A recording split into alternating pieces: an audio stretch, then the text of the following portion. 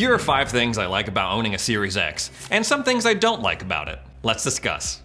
So over the past 3 generations of consoles, I have owned an Xbox. I have owned an Xbox 360, an Xbox One, and now an Xbox Series X. I've had my Series X since August of 2021, so like 6 months or so, give or take. And personally, I love it. Obviously, I wouldn't be running an Xbox YouTube channel if I did not like the product. So now that I'm about half a year into this new Xbox generation, I thought I would lay out some things I like about owning an Xbox Series X and some things I think they can do better. Number 1, and I think this is the biggest thing Xbox has going for itself right now, and that's Xbox Game Pass. Game Pass, Game Pass, Game Pass. You've probably heard me talk about it a million times over and pretty much every video, and that's because it's very exciting to me. I didn't hop onto the Game Pass train until I got my Series X, and I'm very grateful that I did. I have played more games using Game Pass over these past 6 months than I have over the past 3 or 4 years. I think the overall value of Game Pass compared to what you get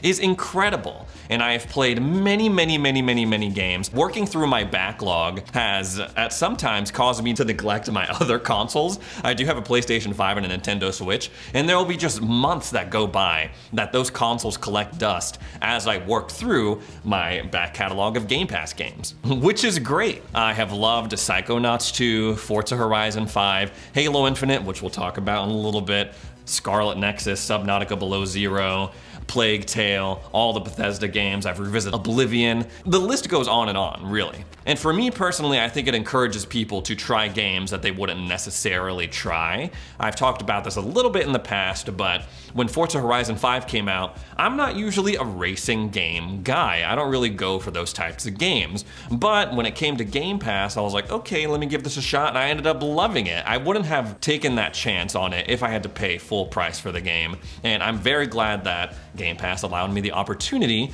to play it as part of my subscription. I'm also a Game Pass Ultimate subscriber, and I think the perks that come along with that are very valuable. I have a Crunchyroll Premium membership because of my Game Pass Ultimate subscription, and that is huge because Crunchyroll and Funimation just merged their services, making their library like this ultra anime collection. It's awesome. But on the flip side of that, every game that you play on Game Pass, although Game Pass I believe is an awesome service, is not going to be equally as awesome, right? We saw that with Crossfire X. It was added to the service in February. Initially, it was a game that I was excited for, but it ended up falling flat for me and a lot of people out there. Scarlet Nexus, again, that's a game that I sort of enjoyed up until the end where it felt very grindy and repetitive. So again, not every game that you try out on Game Pass is going to be a banger. There's going to be some ups and downs, but if you try out a game on Game Pass and you end up not liking it, it sort of softens the blow as like, okay, well, at least I didn't pay full price for this game. I just tried it out as part of my subscription. Now I can move on with my life. Next up, if you're a streamer out there, I think it's very easy for you to just stream directly from your console. I certainly did that for my first couple of Xbox Ready streams. I hooked up a webcam directly to my Xbox. I hooked up my USB microphone to my controller. That's a little bit of a pain, but I was able to stream directly from my Xbox. I had everything that I needed. I could even put overlays on it using a third-party service, and overall it worked pretty well. They're also adding Twitch support back into the dashboard, making it easier than ever to just stream as quickly as you can without having to navigate to the app. Really pursue that dream of being a full-time streamer without the need to have a capture card, have a nice PC, and all that jazz. But again, on the other side, there are a lot of things that they could still do better to support people who want to stream directly from their console. So first of all, I mentioned that you can have a USB microphone with your Xbox, and I talked a little bit about this 2 videos ago, I think, but it's a bit of a pain trying to hook up your USB microphone to your Xbox. You gotta have all these extra cables, you gotta run it through the controller, and then sometimes when you're playing in the heat of the moment, you get emotional and you joggle the mic, and people in your chat are like, I can't hear you, Ray, what's going on? You're having audio issues. So hopefully in the future, they add native USB microphone support. You could just plug in your USB cable into your Xbox, then you're good to go. I don't know why they don't have that already. It's not like Microsoft has a competing USB microphone that they're trying to shell out and encourage you to buy. So it's a little bit confusing to me. Hopefully they add support for that in the future. They also need to have a way for you to adjust your webcam while it's connected to your Xbox. When I had it, it worked pretty well, but there are some times I couldn't turn off the automatic low light adjustment and some of the like whiteness balance, so sometimes my skin would be like all washed out, looking all red and stuff. So I would like for there to be a way to adjust the webcam's brightness, the saturation, the focus, and things like that while it's connected to my Xbox. And while it's all well and good that Twitch is being integrated back into the Xbox after that whole Mixer fiasco, as we all know, there are other streaming platforms besides Twitch. YouTube streaming, Facebook streaming, and it would be great for people who want to stream from their Xbox to have options in terms of which platform they want to stream to. So overall, I think they're on a good path in terms of supporting people who want to stream for their Xbox, but I think they could do a little bit more. Moving on to number 3, one of the things that makes me most excited to own an Xbox this generation is just the sheer amount of studios that fall under the Xbox Game Studios umbrella. If this whole Microsoft, Activision, Blizzard deal goes through, that number of studios is gonna grow to like 30 or something. It's just an obscene number of studios that Xbox has now. So I really think that Xbox is in this position to leave that whole narrative behind that dogged them last generation of Xbox has no games, and we got a little glimpse of that Q3 to Q4 of 2021. And on the horizon, there's much more to look forward to. Obviously, we have Redfall coming later this year, Starfield coming later this year. We know that Double Fine is working on another game. We know that In Exile is working on Project Cobalt. Playground Games, they're working on Fable. The guys who made Just Cause, they're working on Contraband. The Coalition, they're working on Gear 6. Rare, they're continuing to update Sea of Thieves, and they're working on Everwild. Bethesda, obviously they're working on Elder Scrolls 6. Machine Games are working on Indiana Jones and Wolfenstein 3, and the list goes on, right? On the other end of that, I still think they have a lot of work to do in order to catch up to someone like Sony or Nintendo, who has a really robust first-party list of games under their belt already. For example, although it was a strong finish for Xbox in 2021, Q1 for Xbox has been a little bit slow. And titles like Halo Infinite, it's been an up and down ride for them, right? Halo Infinite is supposed to be the game on Xbox right now. Started off strong, and I think the bare bones of this game are there. I think the gameplay is solid, and I think it's very fun, but they've kind of shot themselves in the foot with this sort of lack of content going on. They have pushed Forge and co-op. We thought we were going to be getting it in Season 2 in the month of May, and they delayed it even further. And I don't know how they're going to get over this content dry spell that they got going on. This new update that they announced, the significant thing that they're adding in is 2 maps and a couple of game modes that very well could have been launched with the game as just like the base package. I think the team at 343 is facing an uphill battle because while they're releasing new stuff to Halo Infinite, like when they finally add campaign co-op, it's sort of like, okay, this is new for Halo Infinite, but it's also something that should have been released in the base game like every other Halo game previous to this. So while I do think there's a lot to be excited for in terms of Xbox AAA exclusives, for example, Ninja Theory's Hellblade 2, that looks amazing, I still think they're not quite out of the woods yet, being on par with Sony and Nintendo for their first-party titles. Number 4, I think the overall performance of the Xbox has some really cool things that other consoles do not.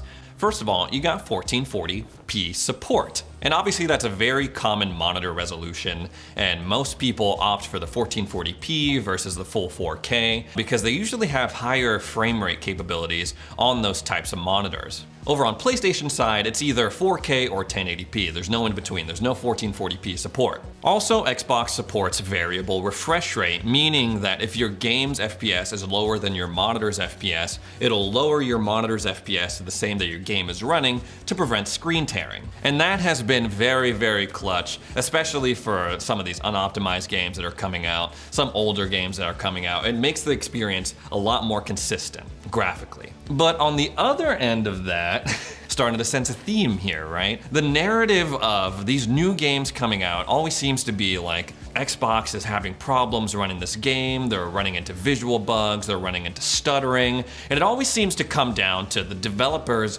did not optimize the game for Xbox consoles. For the Xbox first-party games, that's not a problem, right? Over on Forza Horizon 5, graphically, I really didn't hear a lot of graphical issues people are encountering when that game launched, but Dying Light 2, everyone was like, what? This looks like crap on my Xbox, what's going on? Elden Ring, when that came out, people were like, what? It's not running to the full Xbox Series X potential. People are saying it runs better and more stable on PS5. There seems to be this running theme of developers being like, I don't know, we couldn't optimize it well enough for the Xbox, for the Series X or the Series S. People are blaming the Series S, like, oh, the Series S is holding back the other two consoles for next-gen gaming because developers are worried about optimizing it for Series S and the Series X. There seems to be always some like weird stuff going on. It can't just be a clean release of a game when a third-party game comes out. And while those things usually get fixed with patches later down the line, I would like for a game to just release on an Xbox console and there would be no visual bugs, no frame rate issues, no nothing like that. I would like for that to happen in a perfect world. Number 5, with these new generation of Xboxes, the Series X's, the Series S's, they have a couple of cool features that really make these consoles feel next gen. It's small, but I'm talking about quick resume and smart delivery. So with smart delivery, it's this really cool feature that when you download a game, it downloads the best version of the game that suits your console. So if you have an Xbox One and you're downloading, say, Forza Horizon 5, it's going to give you the version of Forza that goes best with your Xbox One. Same with the Series S, same with the Series X. There's no different versions that you have to differentiate to. There's not too much worry that goes into it. It's very straightforward. Meanwhile, you compare that to the PlayStation stuff, and there's all sorts of confusing stuff where it's like, oh, you gotta pay $10 to upgrade your game, and some people who download the PS5 version of the game on their PS4 version by mistake can't play the game because it's mismatched. It's a whole thing. And on Quick Resume, this is a really awesome feature that will suspend a game when you exit out of it and allows you to jump back into it without reloading the game and doing all that stuff. I've talked about this in the past, but I have a game of Subnautica Below Zero that's been suspended for months now. And I recently jumped back into it and it worked perfectly. Like when I opened it from Quick Resume, it put me right back into the action where I left off months ago. And that game, it was like I don't know how they did that, some technical wizardry, but I thought it was very impressive. But there are also some annoying things that come with Quick Resume. Quick Resume does not work with every game. When I was playing Scarlet Nexus and I would try to launch it from Quick Resume, it would just be a black screen. I would hear the audio, I would hear like the little like background music, but it would just be a black screen. I would have to quit it and relaunch the game. In Quick Resume, you only have room for 5 titles. So if you launch another title and it gets added to Quick Resume, it might bump off a game that you were really hoping that would stay suspended in Quick Resume. These are some issues that they're trying to address with the Alpha Skip Ahead Insider program. They're allowing them to pin up to 2 games to always stay in Quick Resume so you don't lose that progress. So in short, when Quick Resume works, it's a beautiful thing. Love it. When it does it, it's kind of annoying and it kind of makes me bummed out. I'm like, oh man, this should be something that just works. So that was my 5 things I liked about being a Series X owner. But I have a couple of bonus ones. First of all, I like this whole Xbox ecosystem, the PC, the cloud gaming, the consoles. I like how if I download a game on my PC that I've been playing on my console, my data transfers to that version that I've just downloaded on my PC. Same with the cloud gaming. It all is connected via your Xbox Live account. I also like that they're always adding new features. They're constantly testing new features as part of the Xbox Insider program, so it really gives me this feeling that Xbox and the team at Microsoft is listening to feedback from the gamers and implementing it in real time. A couple of months ago, they added a ton of accessibility features, colorblind filters, captions, accessibility tags on their games. They've added a bunch of new audio features. For example, when you plug in your headphones to your controller, muting the audio output to your monitor or your TV. That's very helpful as well. It's been nice to see how the Xbox experience has evolved over these past 6 months that I've had the Series X, and I can't wait to see where it goes next. Also, if you're someone who uses their Xbox or your video game console as just a general entertainment hub, you watch Netflix on it, Hulu, other streaming platforms, strangely enough, Xbox has all of the streaming apps available, whereas PlayStation, they're missing a few. So Xbox has HBO Max, PlayStation doesn't. Xbox has Shudder, PlayStation doesn't. And now I know a lot of people have smart TVs, they have Fire Sticks, Roku sticks that they plug into their TV that uses their streaming apps. But if you're running it through your Xbox, you have a lot more options when it comes to your streaming library. And also, sometimes the apps just work better than they would on a smart TV or something like that. For example, I have Crunchyroll, like I mentioned earlier, Crunchyroll Premium. I have the Roku app, and the Roku app sucks. It sucks. It's like constantly I'm lagging and I'm trying to like scroll through the menu and it's taking forever, and sometimes it stutters, and sometimes I'll click on something and then it'll like do an input that I did like 2 minutes ago and go 2 titles to the right and open up something that I didn't even want to watch or open. But the Xbox Crunchyroll app is very, very smooth. I don't experience any of those problems. Overall, I think if you bought an Xbox this generation, whether it's the Series S or the Series X, you will not regret it. Or at least I think you won't. There will be huge swaths of time, I'm talking months, where I'm just totally engrossed in my Xbox that I just completely neglect my other consoles, my PS5, my Nintendo Switch, and I think that's very telling. Obviously, a lot of people like Game Pass, me included, and as they keep going with developing these titles that they've acquired from these studios, then that's just gonna make Game Pass even more awesome. Personally, I think it's on the right track. They still have some work to do. There's still some things that can be improved, but overall, I am very, very excited for this next generation. Anyway, guys, thanks so much for tuning in. I'd very much appreciate it if you went on over to Twitter and followed me at StayXboxReady. That is hands down the best way to get in touch with me if you have any questions regarding what you see on the channel, or you just want to say what's up. Thanks again for tuning in, and we'll see you in the next video.